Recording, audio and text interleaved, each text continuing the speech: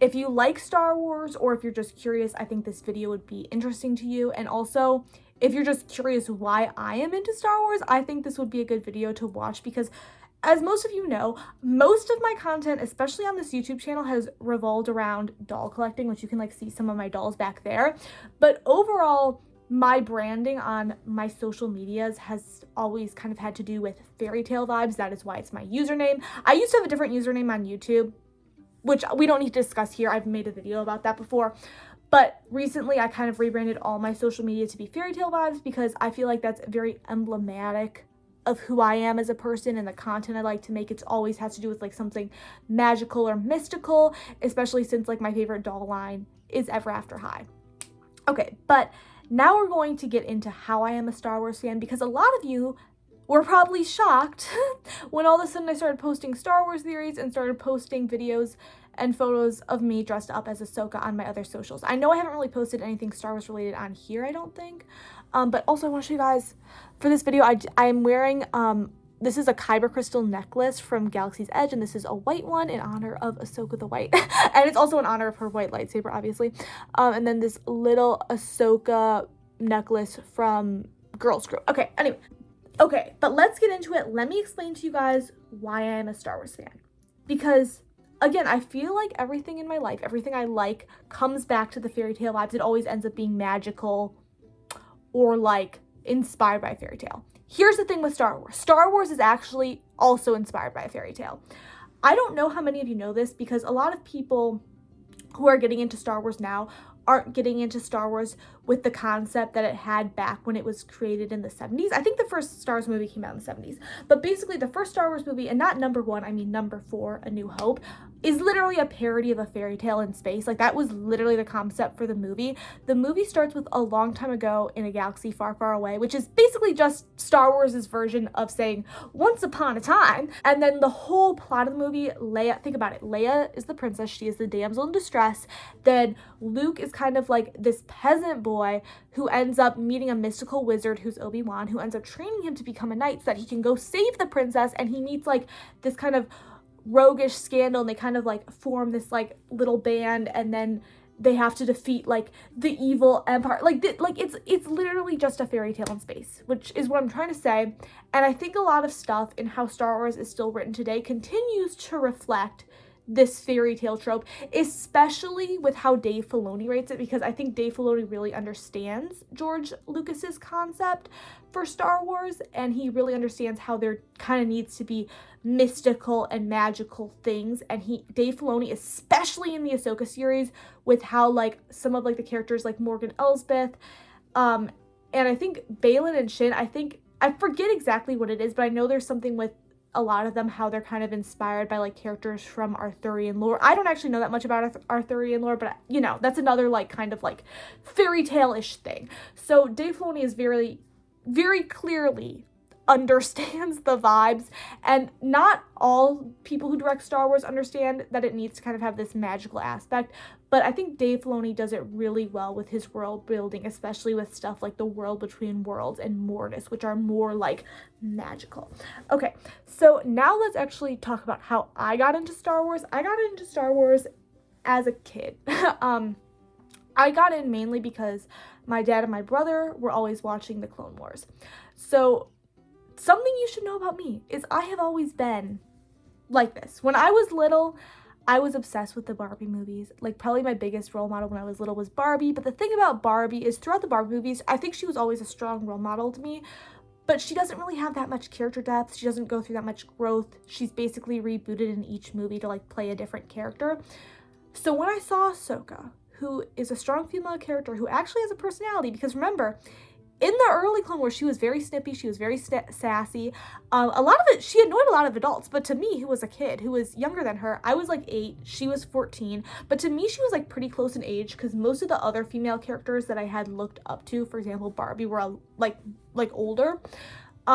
So, and she also actually, like, Ahsoka actually looks like a kid, which is kind of funny because one of the criticisms for the recent episode of the Ahsoka series is that the actress who plays her looks too young in the flashbacks, and I'm like, yeah, like, to me, it is also shocking how young she looks, but I'm like, she's always supposed to have been this young. Like, literally the first thing Anakin and Obi-Wan say when they see her, they're like, "You're a youngling. Are you the Padawan? You're too young, right?"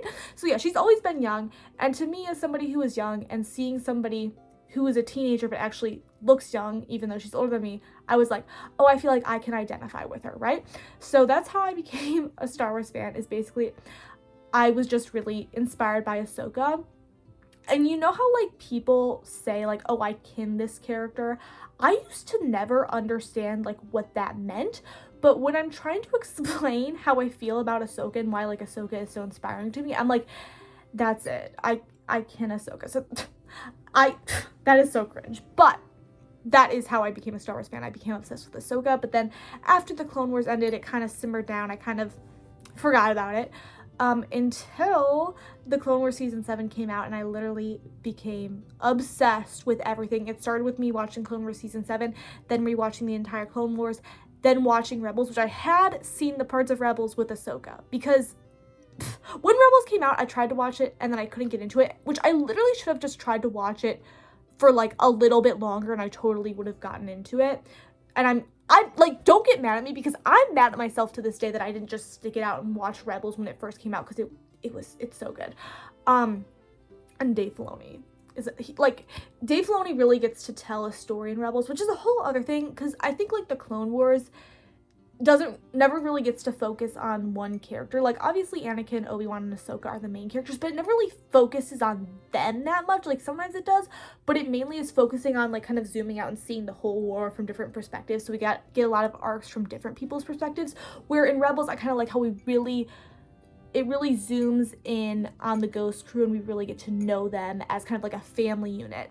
Anyway, so I really like the storytelling in Rebels. But yeah, because I didn't watch Rebels, but I knew Ahsoka was in it, I needed to, like, know what happened to her. So I basically watched all the clips with Ahsoka in Rebels. But after I got back into Star Wars, I actually fully watched Rebels. And okay, so then I ended up watching The Mandalorian because I knew Ahsoka was going to be in it. And I ended up, yeah, so basically I got back into Star Wars. So that's how I got back into Star Wars. And then once I heard Ahsoka was getting her own show, I was like, this is the culmination of everything I have ever wanted, because you do not know how hard it was being an Ahsoka fan when I was younger, because my dad always told me, like, oh yeah, she'd probably die after the Clone Wars, like, she's not in any of the other movies. So I just assumed she was only there in the Clone Wars. And then, you know, like, once she left Anakin, once she left the Jedi Order, I just assumed she'd, you know, end up dying in Order 66 and I'd never see her again. So that's also kind of why I stopped watching Star Wars that much, because I was like, I'm never gonna get to see her again. And I'm so mad. I should have watched Rebels. When it came out, because I would have gotten to see her again. Yeah, so the Ahsoka series. That's why the Ahsoka series is so monumental to me, because it's like, not only did she live, which Ahsoka's battle between life and death isn't even just one that's, like, present in the series. It's literally present in the writing, because George Lucas originally wanted Dave Filoni to kill her off. So not only did Dave Filoni get to keep his character and get her to live, he also got to make her own series. Like, now let's talk about Ahsoka the White, because I want to do a little discussion on this about what I think Ahsoka the White means. So originally, before the Ahsoka series came out or anything, Dave Filoni had talked about Ahsoka the White. He had talked about how he wanted to have Ahsoka's plot arc inspired by Gandalf, right? So originally, I had assumed that Ahsoka the White came into being after Ahsoka fought Vader in Rebels, after Ezra saved her.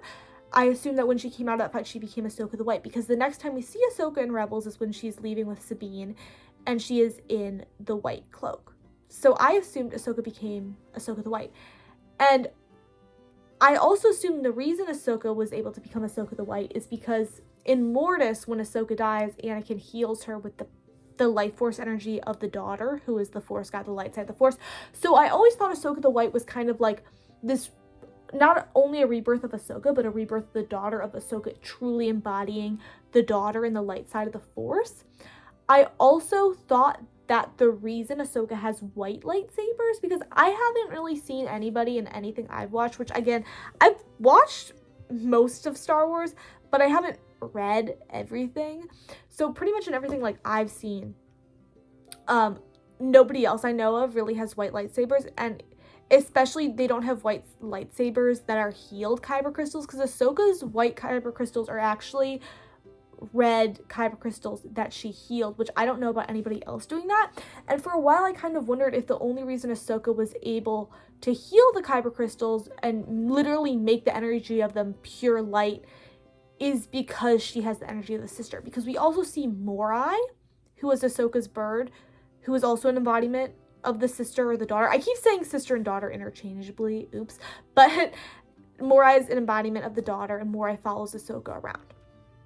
So I assumed originally Ahsoka the White was just like kind of a result of Ahsoka's association with the daughter and her rebirth in Rebels. But now we know that that isn't the case, because now we actually see how Ahsoka becomes Ahsoka the White in the Ahsoka series, and it is after she falls into the world between worlds and is stuck in between life and death, and she comes through this challenge with Anakin, and she is able to be reborn as Ahsoka the White. Which also, yeah, Ahsoka the White is inspired by Gandalf's story, which again is another interesting thing, because it's again Dave Filoni drawing from like a fairy tale-ish source. Like, I don't know if you'd say Lord of the Rings is a fairy tale. Well, it kind of is. I don't know what you would say Lord of the Rings is, but you know, it's magical. So I really like that he's drawing from that. Anyway, so now I have a new idea about what Ahsoka the White means. But before I say this new idea, I do wonder if Dave Filoni originally did intend Ahsoka the White to be born after her fight with Vader, but then when he realized he was going to be able to do his own Ahsoka series, he realized, actually, I think I actually want to explore this rebirth of Ahsoka further, and he thought it would be a good way to like kind of do an Anakin flashback. And part of me basically wonders if in some point of how Dave Filoni was writing this, the time in which Ahsoka was reborn as Ahsoka the White changed, which isn't a big deal to me. But I did see somebody complain. Like, I saw an article of somebody complaining about how Ahsoka has been reborn too many times. And honestly, at this point, she has been reborn 3 times. It doesn't even bother me, because I feel like it just shows a pattern in her character and kind of like what she is meant to do. And I'm going to get into that right now, because I should actually get into my theory of what I think Ahsoka the White means now. So to understand what I think Ahsoka the White means now, we have to go back to Mortis, because I think Dave Filoni has been building the seeds for Ahsoka's destiny since the Mortis arc. Because, so in the Mortis arc, when they get to Mortis, the father, who is the balance, basically tells Anakin, you have to stay here, you are the chosen one. And the father tells Anakin that as the chosen one, because, you know, everybody always says Anakin's the chosen one, he's going to bring balance to the Force. And people assumed Anakin bringing balance to the Force was him at the end of Return of the Jedi killing Palpatine and helping out Luke and returning to the light side. That's what people had assumed returning the balance meant. But in Mortis, we get a different take. We see the father tell Anakin, oh no, you're supposed to be the balance. You're supposed to stay here. You're supposed to replace the father. Basically, Anakin's supposed to replace the father and balance the son and the daughter, who are the light and dark side of the Force. But Anakin says no, and he goes. And then after this, Ahsoka ends up getting kidnapped by the son, and she gets poisoned. Like, she gets turned to the dark side briefly, which results in her ending up dead. And then the son also tries to kill the father, which ends up in him accidentally killing the sister. So Ahsoka and the sister both end up dead. And while the sister's dying, like the father and the daughter end up telling Anakin, oh yeah, you can use like the daughter's life force energy to heal Ahsoka. So that's how Ahsoka got healed, with the power of Force God.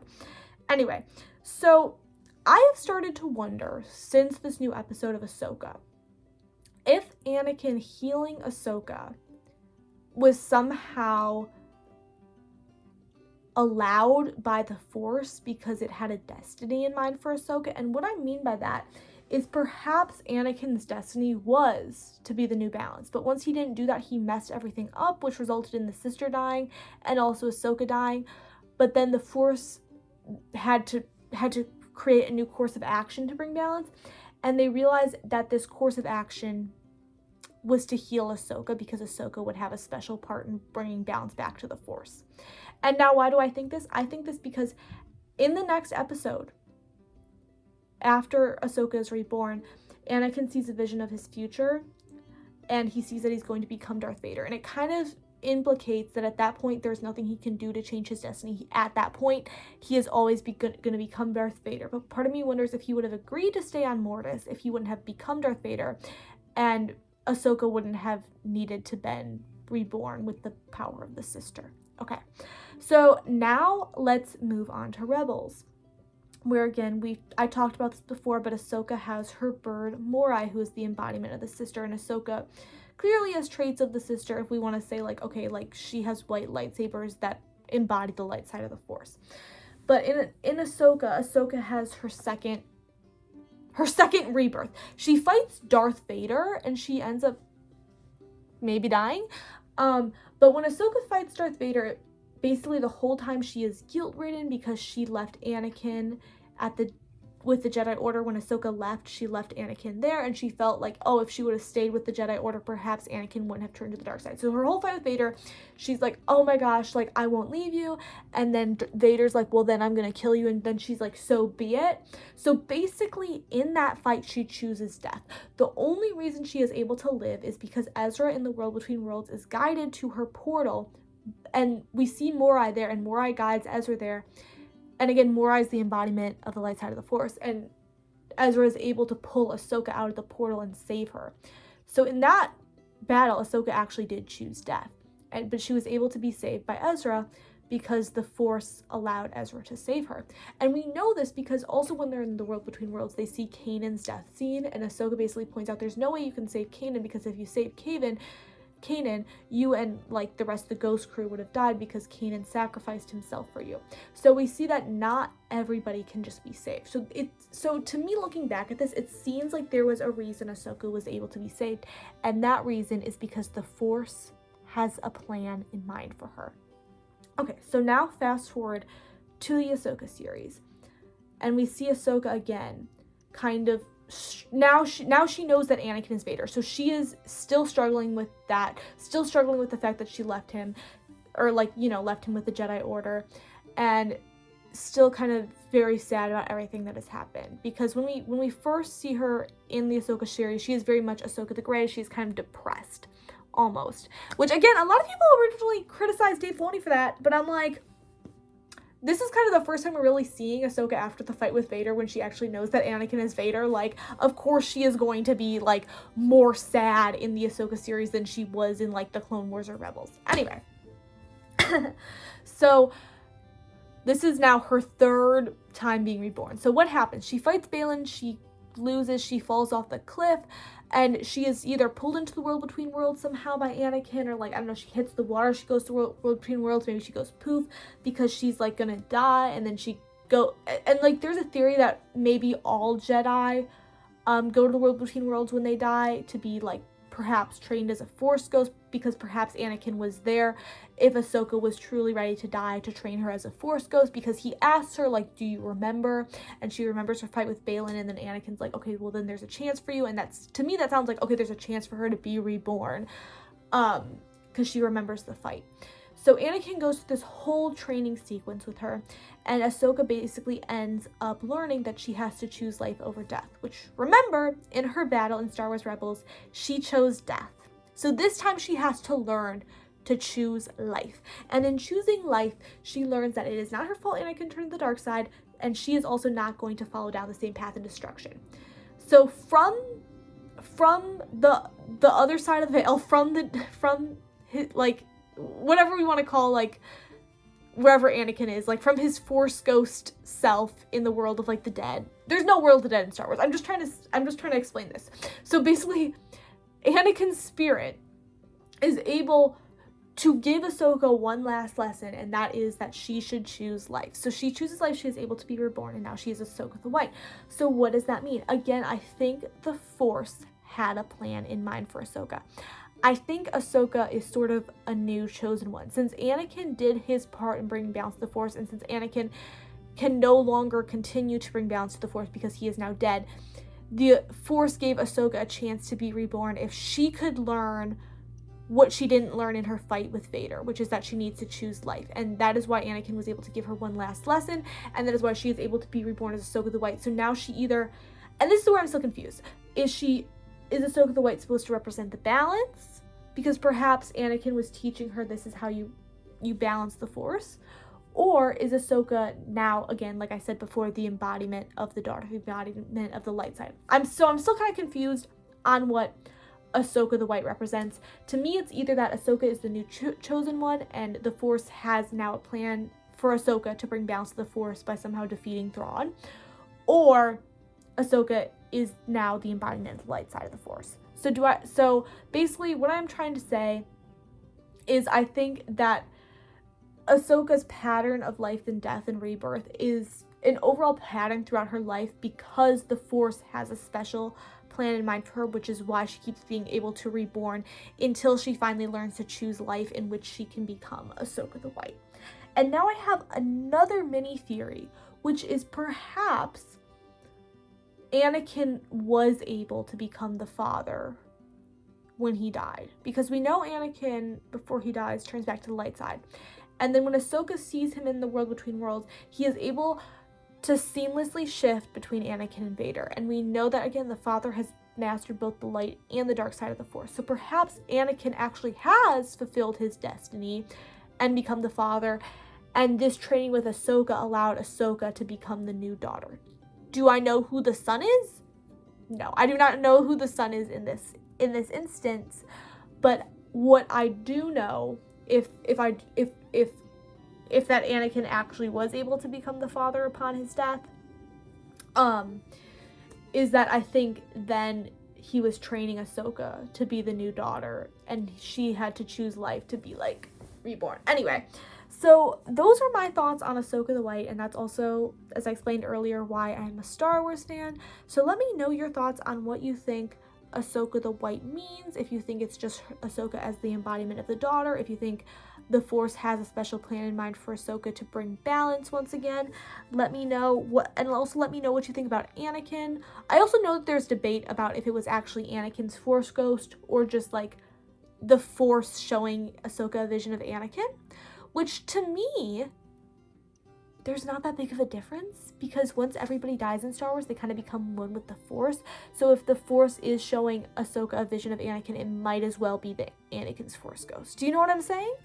I also, in my opinion, I do think it is actually Anakin's Force ghost, like, for sure, because I think Anakin has this mission to train Ahsoka to be Ahsoka the White. Anyway, so thank you guys for watching. Comment, like, and subscribe. Bye!